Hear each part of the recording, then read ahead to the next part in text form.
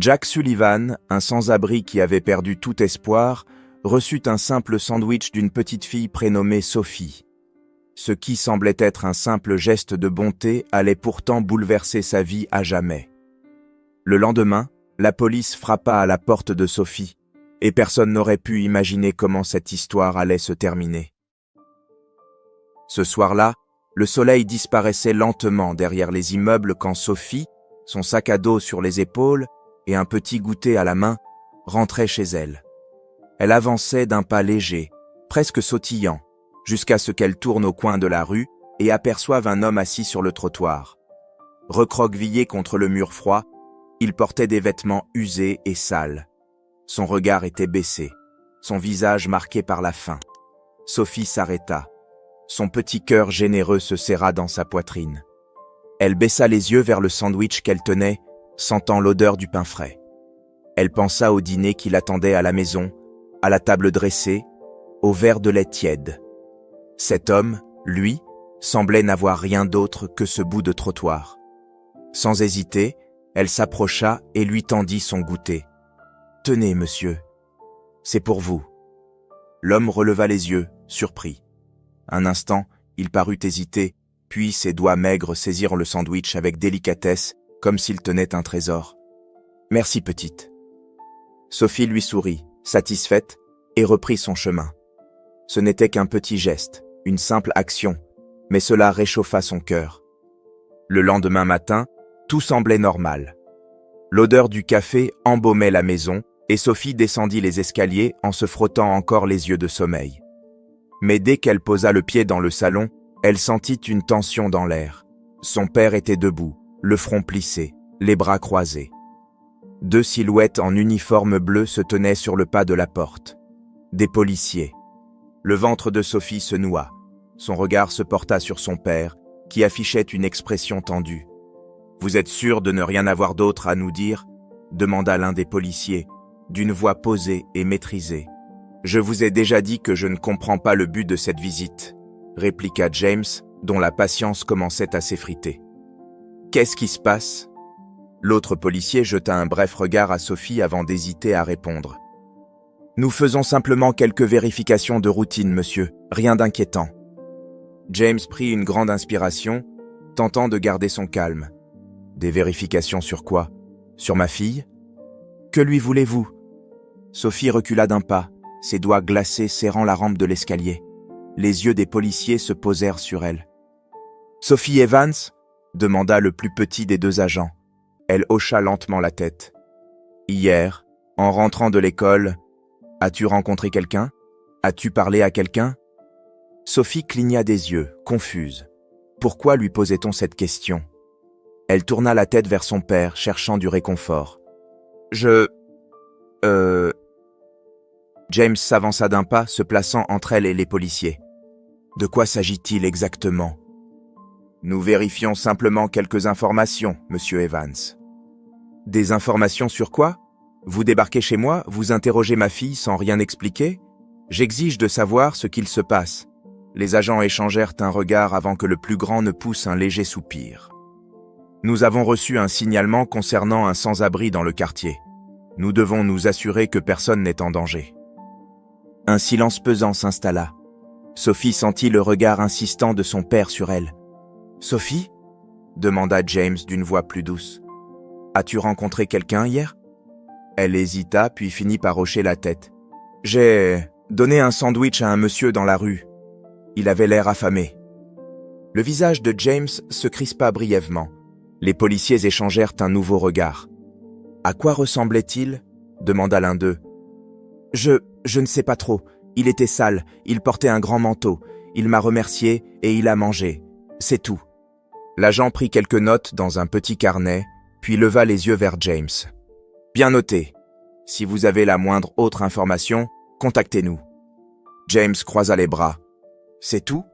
Le policier hocha brièvement la tête avant que les deux hommes ne prennent congé et quittent la maison. Dès qu'ils furent partis, James passa une main sur son visage avant de se tourner vers sa fille. « Sophie, tu dois faire attention. »« Mais je lui ai juste donné à manger, papa. Il avait l'air si triste. » James soupira et s'agenouilla pour être à sa hauteur. « Je sais, ma chérie, et c'était gentil de ta part, mais le monde n'est pas toujours un endroit sûr. Tu dois me promettre que la prochaine fois, tu viendras m'en parler d'abord. » Sophie baissa les yeux. « D'accord, je promets. » James la serra contre lui dans une étreinte protectrice. Mais même là, blottie contre son père, Sophie sentit un frisson lui parcourir l'échine. Il y avait quelque chose d'étrange dans cette visite des policiers. La table du petit déjeuner était dressée et l'odeur des tartines grillées et du café embaumait la cuisine. Assise sur sa chaise, Sophie balançait les jambes en tartinant de la confiture sur son pain, inconsciente du regard attentif de sa mère. Rebecca essayait de paraître détendue, mais une inquiétude sourde la rongeait. La visite inattendue des policiers, la veille au soir, lui trottait encore dans la tête. « Sophie, raconte-moi. À quoi ressemblait l'homme à qui tu as donné ton sandwich ?» demanda-t-elle, tentant de garder un ton léger. La fillette haussa les épaules avant de croquer dans son pain. Il avait froid et il avait l'air affamé. Il m'a remercié et il a mangé très vite. Il t'a dit autre chose ? Non, juste merci, petite. Rebecca esquissa un sourire, mais une boule d'angoisse lui serra la poitrine. Elle lança un regard à James, qui lisait son journal, les sourcils légèrement froncés. Lui non plus n'aimait pas cette situation. « Ce matin, je vais t'accompagner à l'école. » La phrase de Rebecca brisa le silence. Sophie la regarda, surprise. « Mais je connais le chemin, maman. »« Je sais, ma chérie. J'ai juste envie de marcher un peu. » James releva les yeux de son journal. Il perçut immédiatement que sa femme ne disait pas tout. Rebecca évita son regard. Elle-même ne savait pas exactement pourquoi elle ressentait ce malaise, mais elle avait besoin de voir cet homme de ses propres yeux. Le matin était froid, et la ville s'éveillait lentement. Rebecca et Sophie marchaient côte à côte, la mère tenant fermement le sac à dos de sa fille. « Tu as l'air inquiète, maman. » Sophie observait la façon dont elle regardait autour d'elle. « Pas du tout, juste un peu préoccupée. »« À cause du monsieur ?» Rebecca hésita avant de répondre. « Peut-être. » À chaque pas, son malaise grandissait. Le bruit des voitures, des passants pressés partant au travail, tout semblait normal. Pourtant, au fond d'elle, une petite voix lui murmurait que ça ne l'était pas. Puis enfin, elles tournèrent au coin de la rue, et Rebecca s'arrêta net. L'endroit où Sophie avait dit avoir vu l'homme était vide. Son cœur se serra. Elle balaya la rue du regard, cherchant un indice, un signe de sa présence. Mais il n'y avait rien. Pas de couverture abandonnée, pas de canettes écrasées, rien qui puisse indiquer que quelqu'un s'était trouvé là la veille. « C'est ici qu'il était ?» demanda-t-elle, la voix plus basse. Sophie hocha la tête et jeta un coup d'œil autour d'elle. Oui, il était assis là, contre ce mur. Un frisson parcourut l'échine de Rebecca. Quelque chose clochait. Une étrange angoisse lui serra la gorge. Et c'est alors qu'elle le sentit. Un regard. Les poils de sa nuque se dressèrent. Quelqu'un l'observait. Son cœur s'emballa. Lentement, elle se redressa et scruta les environs. La rue était animée comme d'habitude. Des gens marchèrent d'un pas rapide. Certains discutaient, d'autres étaient absorbés par leur téléphone. Tout semblait normal. Et pourtant, elle le sentait. Ce regard venait de quelque part. Caché. Loin. Mais de qui? Et pourquoi? On rentre, Sophie. Rebecca attrapa fermement la main de sa fille. Mais l'école, c'est de l'autre côté? Je sais, je veux juste faire un détour avant. Sophie la suivit sans comprendre. Rebecca accéléra le pas, tentant d'ignorer cette sensation oppressante, celle d'être suivie, épiée. Quand elle rentra enfin chez elle, son cœur battait encore à tout rompre. Elle s'efforce de se convaincre qu'elle se faisait des idées, que tout cela n'était qu'un hasard, mais cette sensation, elle refusait de la quitter. D'un geste nerveux, elle verrouilla la porte derrière elle, inspira profondément et balaya le salon du regard. Tout était à sa place. Elle se dirigea vers la cuisine, remplit un verre d'eau et tenta de calmer ses pensées. Mais soudain, 3 coups sourds retentirent contre la porte. Rebecca se figea. Le verre manqua de lui échapper des mains. Son cœur s'emballa, cognant violemment contre sa poitrine. Elle inspira profondément et fixa la porte. Qui pouvait frapper ainsi à cette heure? Le doute la rongeait, mais son corps refusait de bouger. Ses pieds étaient comme ancrés au sol. Les coups résonnaient encore dans sa tête. Elle ravala sa salive et d'une main tremblante, elle s'approcha lentement de la fenêtre. Ses paumes étaient moites lorsqu'elle écarta légèrement le rideau pour jeter un coup d'œil dehors. C'est là qu'elle le vit. Une silhouette filait sur le trottoir, s'éloignant rapidement de sa maison. L'homme, le sans-abri. Son cœur rata un battement. Il tourna la tête un bref instant, juste avant de disparaître au coin de la rue. Rebecca resta figée, le sang battant à ses tempes. Que lui voulait-il? Et surtout, comment savait-il où elle habitait? James referma brutalement le rideau, sa poitrine se soulevant au rythme de sa respiration saccadée. Son regard croisa celui de Rebecca, qui s'agrippait toujours au bord de l'évier, le teint livide. Pendant un instant, aucun des deux ne dit un mot.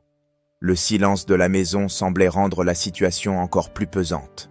D'un geste brusque, James sortit son téléphone de sa poche et, les doigts crispés, composa le numéro du commissariat.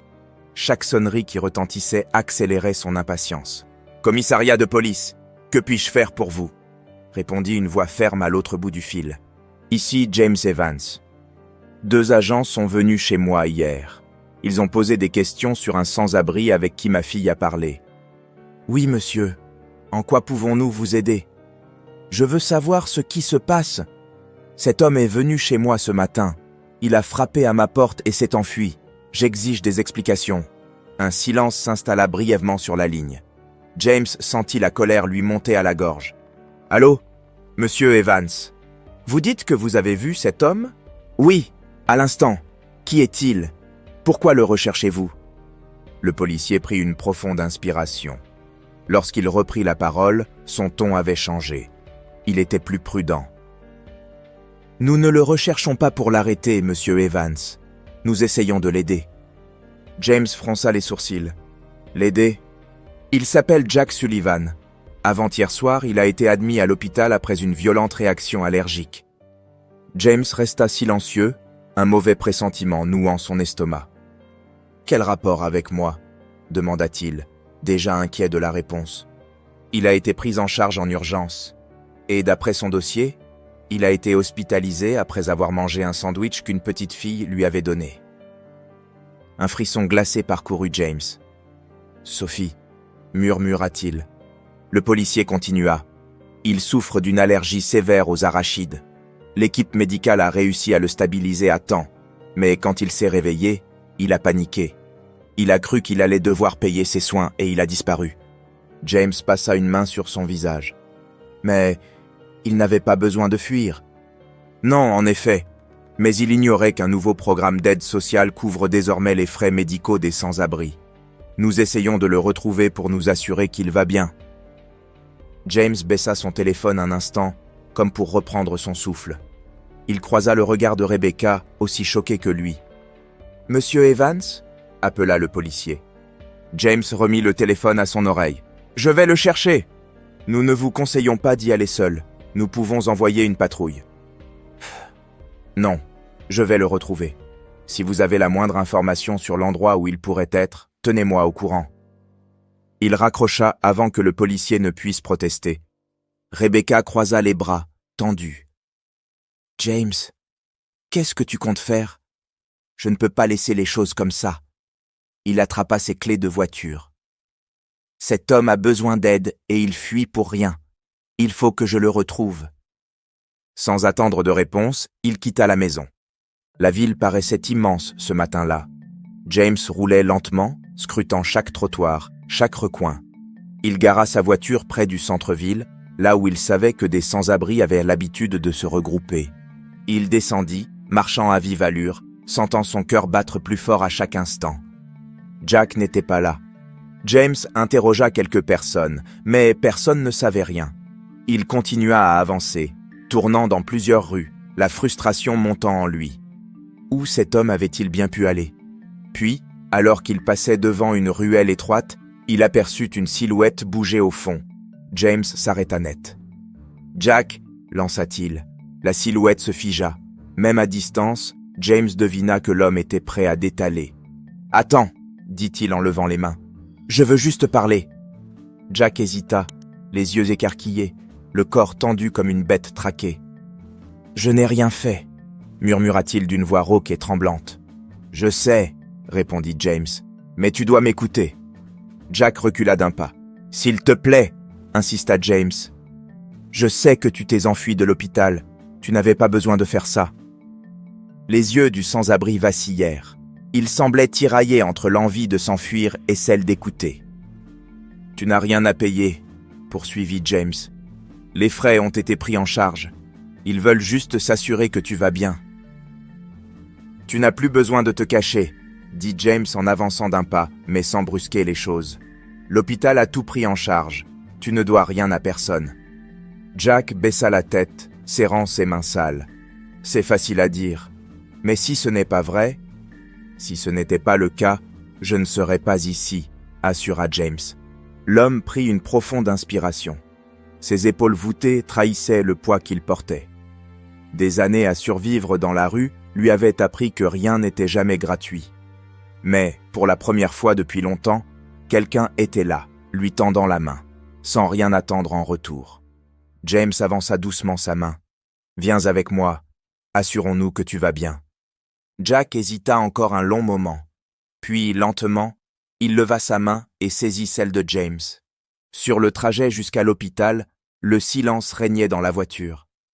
Jack regardait la ville défiler par la fenêtre, comme s'il avait du mal à croire à ce qui était en train de se passer.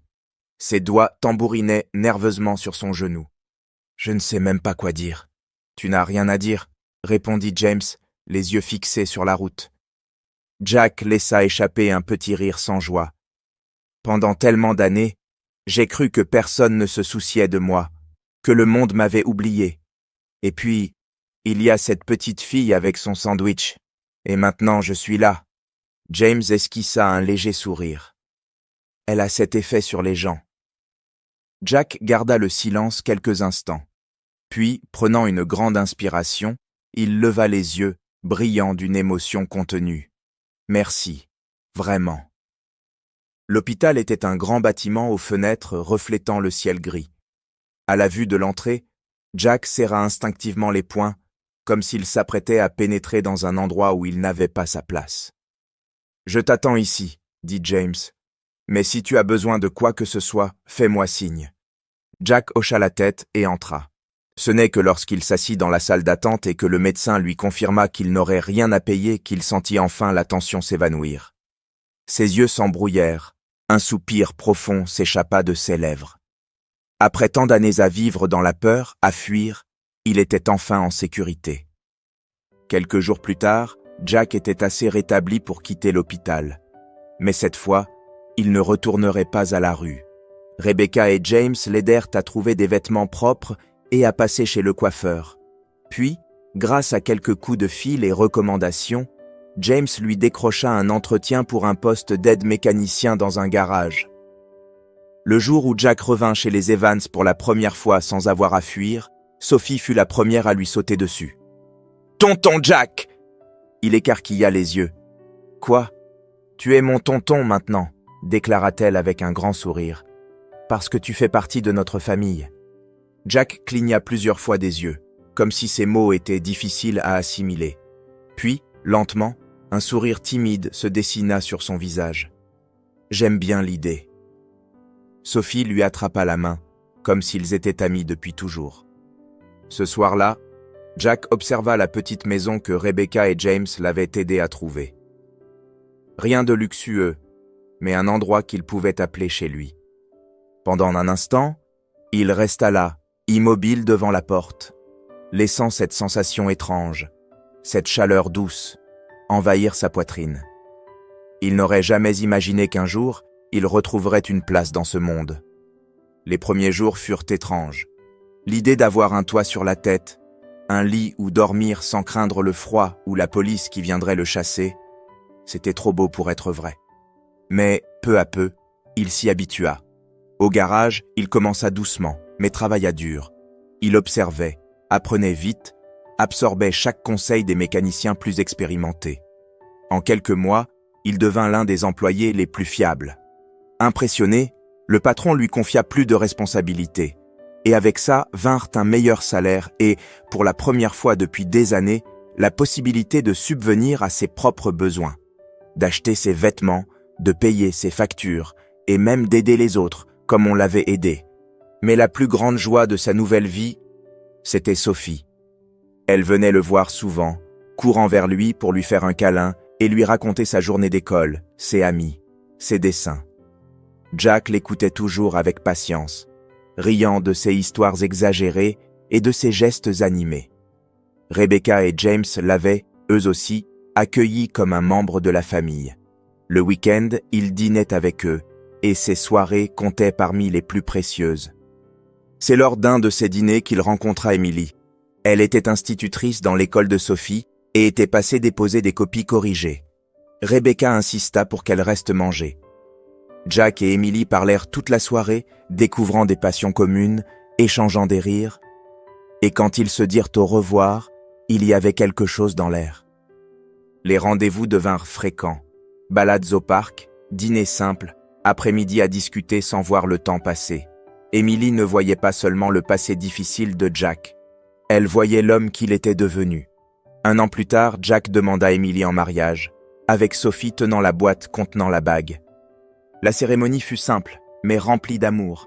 James accompagna Jack à l'hôtel comme un frère. Rebecca versa quelques larmes d'émotion. Et Sophie? Sophie fut la première à lui sauter dans les bras quand il dit « oui ». C'était une famille différente, mais une famille heureuse. Et Jack, qui avait cru que le monde l'avait oublié, savait désormais que les deuxièmes chances existaient vraiment. Parfois, un simple geste de gentillesse peut bouleverser toute une vie. Sophie ne se doutait pas qu'en partageant son sandwich avec un inconnu, elle donnerait naissance à une histoire d'amitié, de résilience et de nouveaux départs. Jack, lui, qui pensait être seul au monde, trouva une famille là où il ne l'aurait jamais imaginé. Et vous? Avez-vous déjà réfléchi à l'impact qu'un petit geste peut avoir sur la vie de quelqu'un? Dites-nous en commentaire ce que vous avez pensé de cette histoire et partagez-la avec vos proches. Qui sait, peut-être inspirera-t-elle d'autres personnes à faire le bien.